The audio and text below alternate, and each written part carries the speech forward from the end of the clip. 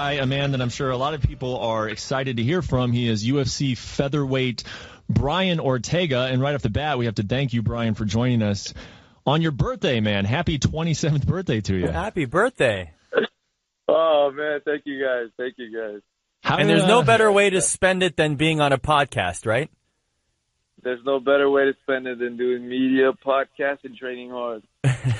How do you feel about turning 27? I mean, you're right. 21 is exciting, and 18 is exciting, 16 is exciting, and then you kind of get in your 20s, and it's like, is it still exciting to turn 27? Yeah, honestly, I kind of was a little bit sad when I turned 25. I was like, well, kind of downhill from here on out. Yeah. But I mean, no, I feel great. I like it, man. I feel like I'm finding new things about my body, as in terms of like I feel like I'm finally peaking, you know. So it's like at least that's happening. Like I feel the strongest I've ever felt. But I mean, I'm almost close to 30. Oh my God! Yeah, people who are sad. in their mid-30s listening to this podcast are like, just wait a few years, Brian. All right. No, but it's because of the fighter career, though. The fighter career is short. That's why. Well, it's funny. You say you're finding out new ways that your body's peaking right now, and I'm finding new ways that my body is letting me down on a constant basis. So it's like it's a different times in our lives, man. What do you got planned for a birthday celebration? I mean, you're in the middle of a fight camp, so you're probably not partying too hard, or maybe you are. No, there's no celebration, man. It's literally my regular schedule. I'm going to be training at 12:30 to 3:30. Taking my nap and then training from 6 all the way to 9, and then that's it, man. Well, let's talk about this camp. It's an abbreviated one, correct? You're fighting Frankie Edgar at UFC 222, a co-main event, 3-round fight. Talk to us about how this fight came together, and I guess this is a short notice fight for you, correct? Yeah, this is a short notice fight. Really, they gave me 3 weeks to train for this fight, so. I mean, you know, luckily we always stay in shape and we're always ready, which I knew was going to help one day. I always tell my coach, like, off season, I'm like, dude, why are you working me so hard? And then now it's like, okay, it paid off. Like, he was right again. But, yeah, right? I hate it when the coach is right. So what does that mean in terms of you got 3 weeks? I mean, how is your weight? And then you're fighting a guy in Frankie Edgar who does a lot of different things well. I mean, how do you make weight, and then how do you prepare for a guy who's as tough and well-rounded as Edgar in 3 weeks? Oh, well, I'll always walk around weight, you know. I'm always like 15 to 20 over, so it's never a big cut for me. It's doable, you know, even on like 2 days' notice. That's always the goal. But, I mean, for a guy like Frankie Edgar, this is a fight where he was supposed to fight for the title. He was supposed to fight Max Holloway for the belt, and Max Holloway got injured. And then I was supposed to fight the winner of these two. And when Holloway got injured, what I thought was going to happen was they were going to switch the fight and make it a little bit later, which would have postponed my fight with the winner. But the UFC called me, my manager called me, and they said, hey, man, like, Frankie Edgar wants to fight March 3rd, is going to fight March 3rd, and are you down to fight March 3rd? And we took the fight, and then we had a little bit of complications whether it was going to be a main event or a co-main event.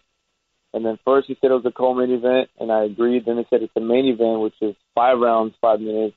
Yeah. I agreed to that as well.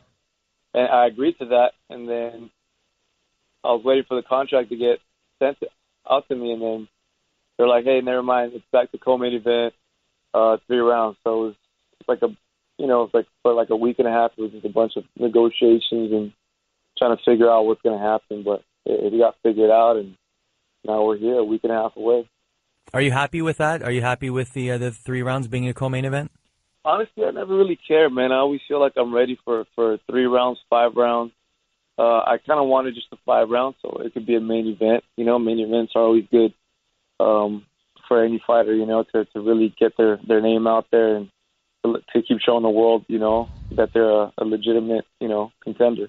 How did you feel about the fight itself? You were kind of sitting on a title shot, and now this is not a title fight. Were you at least when they called, you're like, hey, can we make this for an interim title? Or it's like maybe I would just want to sit and wait. You know, I'm already in the spot that I want to be. I mean, were there any of those thoughts going through your head? No, absolutely. All these thoughts were happening through my head, you know.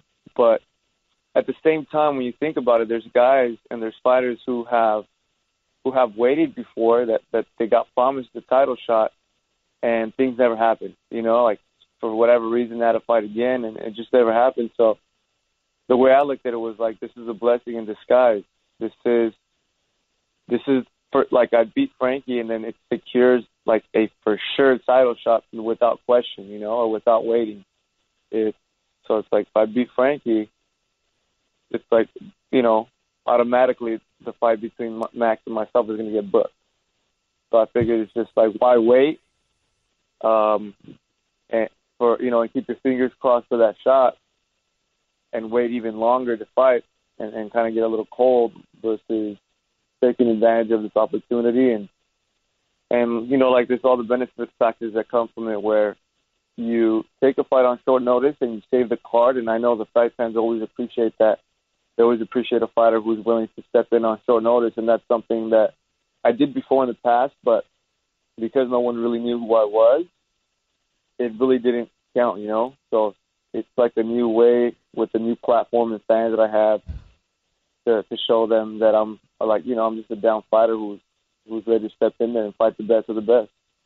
Yeah, stepping up and saving a card, it definitely is a good way to get some love from the fans. I also remember, you know, prior to your last fight against Cub Swanson in Fresno, you told me that was the second to last fight on your contract, which, you know, anybody who knows the industry a little bit, they know that once you get off that fight and you've only got one fight left, well, that's the time to negotiate your next contract.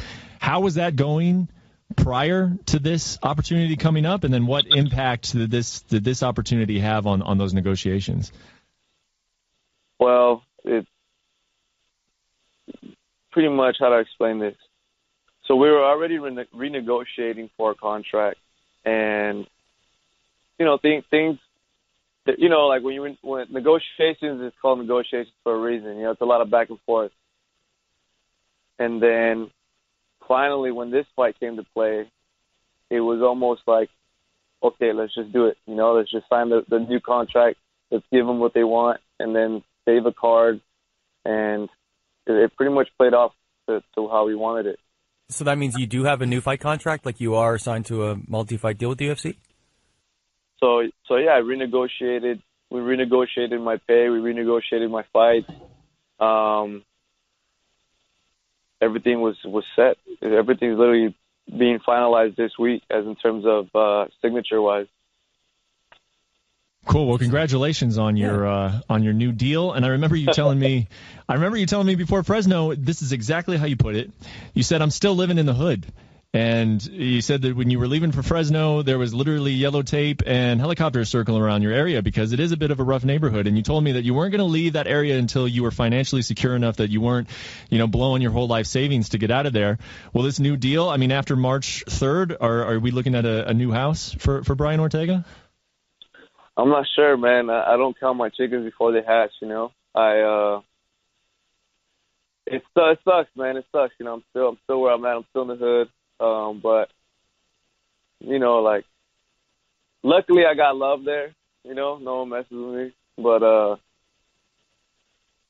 the goal, honestly, like the way I see things happening, is beat Frankie, and then I have a good, you know, I have some good money, and then fight for the belt, and then that's when I'm gonna pretty much take off and pretty much buy my own house or whatever, because it's expensive over here in LA, man. It's not like, you know, any other places that I've checked out before. It's like, man, I could be sitting on something amazing, and then when you look at it in LA, you're like, yeah, you just get a regular home, you know. So LA is expensive.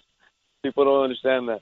Well, hopefully the new contract that you're about to sign with the UFC affords you a little bit more financial stability. I do have one question just regarding the negotiations for this particular fight before we move on. it just seems like the more I hear you talk about it, the more it sounds to me like an interim championship, even though there's been so many interim title fights lately. It just seems kind of logical because both of you were in that vicinity. Frankie was fighting for a title. You were going to have the winner, and an injury caused Max Holloway to not be in this fight. And now the two people that would have been in title fights coming up anyway are in a fight. Was there any discussion about this? Like, how close did this fight come to becoming a interim title fight? So the only reason it didn't become an interim title fight is because Max Holloway's injury is only 8 to 12 weeks long, which means in order for an interim title to happen, the champion must be injured for over 6 months. So they said they can't make it for an interim title because Max is going to be back in 12 weeks or 8 weeks.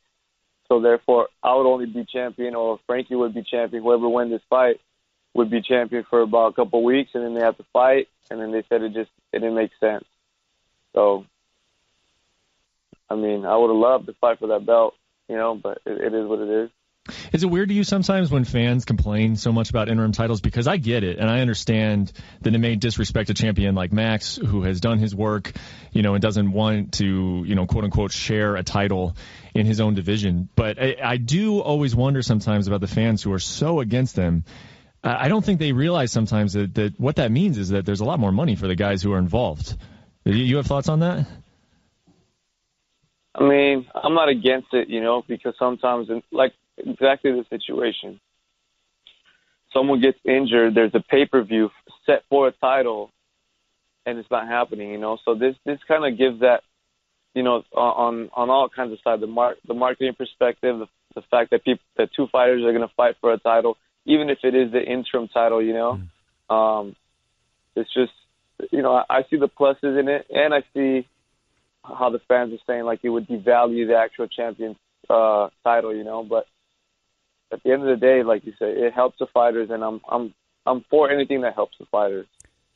So, given the fact that this injury isn't that long, and if you're Frankie Edgar, you could have very well waited for the fight and had the title fight in a couple months or however long, but instead he says, no, I want to fight March 3rd, and I'm fighting Brian Ortega. How much respect how much respect factor is there on your end to even be in this situation?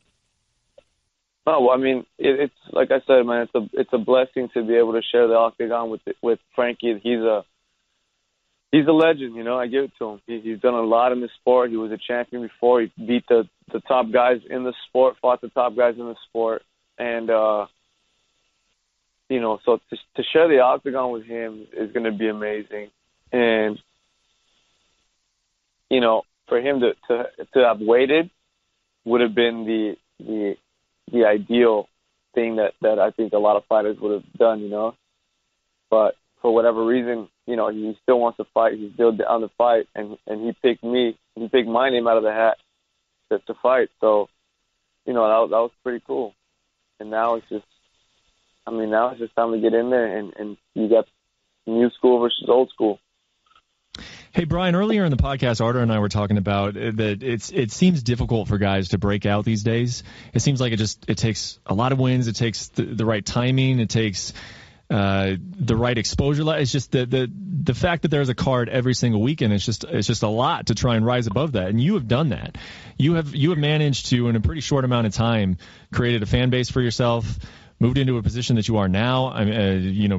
Restructuring your contract for more money. How did you do that? And was it all that challenging? I mean, what was your recipe for success? Because it seems like, for every one of you, there's like 20 other guys who are winning some fights, but they can't seem to sort of break through the noise. Do you feel like you did something special, or how did you do it? I mean, my game plan was always to leave no doubt, and the way I figured, I was like, what can I do to show the rest of the world that I'm different, like how can I fight to where, pretty much everyone's going to want to watch you fight. And the way I figured is you have to finish every single opponent.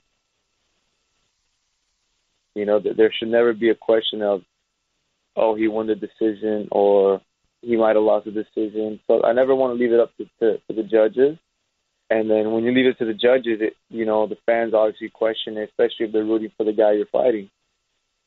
So I figured if you finish someone, there goes any questions, It was just like, and then it happened with my first opponent, second opponent, third, fourth, and the names kept growing bigger. The pretty much the level and the caliber of fighters grew like crazy. I was fighting, like I said, I fought Cub Swanson. That's someone that's been in the sport, very well respected, and to be able to finish him the way I did, it pretty much just I keep making these stamps in the game, and I'm sure all the fight fans and people and such as Dana White, they see that and they go, okay, this kid's for real, let's get behind him, and that's what I wanted. Well, congratulations again, man, on all your success. The only other thing I want to ask you about is you posted a photo a couple months ago. You were at UFC 219, and you got to introduce your dad to Mike Tyson. Am I right on that? How was that experience? Yes. Oh, that was so cool, man, because I'm blessed that I have one of the workers for UFC, Heidi. She's my favorite, and I looked at Heidi. I'm like, hey, is that Mike Tyson? She was like, yeah, but the way like we are with him is we pretty much right before the main event's over, like we walk him away, and like pretty much a couple people will get a shot with him. And then I gave her like that puppy eye look, like, can you please give me the shot? And then she's like, okay, I'll do it for you, Brian. She goes, only because it's you, And then she took me backstage, and right when he was walking out, like to pretty much leave, she was like, hey, Mike, this is Brian Ortega. Like, and it was just very, very short and simple. But, my dad loved boxing growing up. And for him to get a shot with Mike, he was happy. I was happy. And then shared a little small conversation with Mike. I don't think he really knows who I am yet. So, it didn't really matter. But I was just like, dude, let's just take the shot. No worries. Brian, it's going to be even sweeter in a couple years when you're the UFC champion and he comes up to you and he's like, Brian, I'm a big fan of yours. And then, like, you'll remind him of this moment from 2 years ago. The crazy part is I was listening to his podcast, and then he was talking about how, like, pretty much the same thing that I'm going through, where he was like, yeah, I remember I went up to all these, he said he was taking photos with, like, Michael Jackson's crew. And then he came up to Michael Jackson, and then he was like, hey, man, I'm Mike Tyson. Like, I really admire your work. And then Michael's like, oh, you're who? Like, pretty much, like, didn't really acknowledge him, And then, so it was pretty funny, It was like, because he's been through it, and I'm going through it, so, and I went through it with him, so it's pretty funny. Well, that's a great story, man. It looks like your dad is a bit of a he didn't want to smile. You could tell he wasn't gonna, like, oh my God, that's Mike Tyson, with a big smile on his face. He was looking kind of mean mugging it, which I thought was great, man. That's a great story, and we're looking forward to seeing you right here in Vegas, man. March 3rd is coming up quick. Good luck with the rest of your camp, and happy birthday. Happy birthday, Brian. Thank you, man. Thank you, guys. I appreciate that.